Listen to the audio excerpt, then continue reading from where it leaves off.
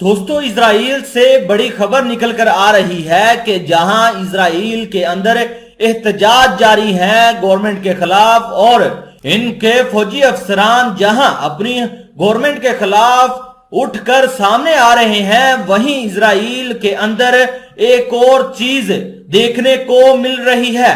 دوستو اسرائیل کے اندر اب فوجی جو ہیں وہ لگاتار خودکشی کرتے ہوئے دکھائی دے رہے ہیں۔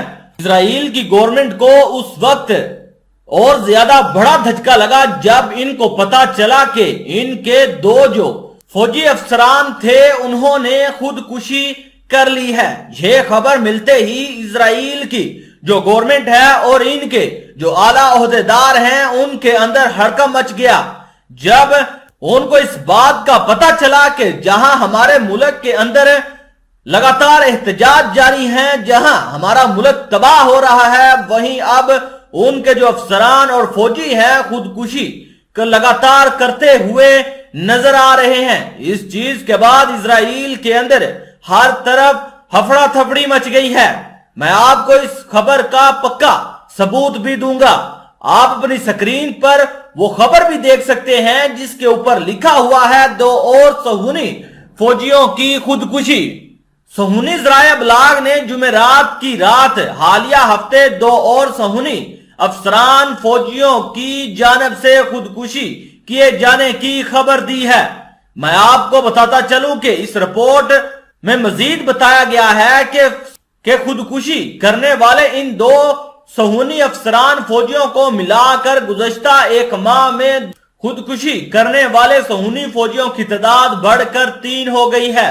صہیونی چیف آف آرمی سٹاف نے صہیونی فوجیوں میں بڑھتے خودکشی کے واقعات کا فوری طور پر جائزہ لیے جانے کی ہدایات جاری کی ہیں۔ چند ماہ قبل ایک صہیونی اخبار نے حالیہ 1 سال میں 14 صہیونی فوجیوں اور افسران کی جانب سے خودکشی کیے جانے کی خبر دی تھی۔ صہیونی اخبار دی ٹائم آف اسرائیل نے لکھا تھا کہ صہیونی فوجیوں کی خودکشی کے واقعات میں تشویشناک حد تک اضافہ ہو گیا ہے۔ اس اخبار نے لکھا کہ 2022 کے دوران 14 فوجیوں نے خودکشی کی اور گزشتہ 5 برسوں کے دوران خودکشی کے واقعات کی یہ سب سے بڑی تعداد ہے۔ میں آپ کو بتاتا چلوں کہ جہاں اسرائیل اپنے ملک کے اندر تباہ ہو رہا ہے، وہیں اب ان کی افواج بھی بہت زیادہ تباہ ہوتی ہوئی دکھائی دے رہی ہے۔ ان کے جو فوجی ہیں وہ اب اس حد تک بڑھ چکے ہیں کہ وہ خود کو ایگزیکیوٹ کرتے ہوئے دکھائی دے رہے ہیں، یعنی خود کو پھانسی لگا دیتے ہیں۔ اس کے بعد اسرائیل کے اندر بہت زیادہ ہلچل دکھائی دے رہی ہے کہ ان 2 افسران نے کس وجہ سے خودکشی کی ہے۔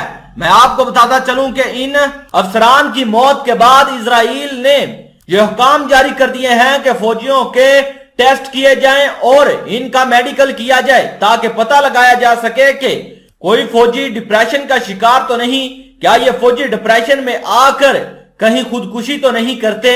اگر ایسا ہے تو ان کا علاج کیا جائے تاکہ جو ہمارے ملک کے اندر اب جو فوجی مرنا شروع ہو گئے ہیں ان کو روکا جا سکے۔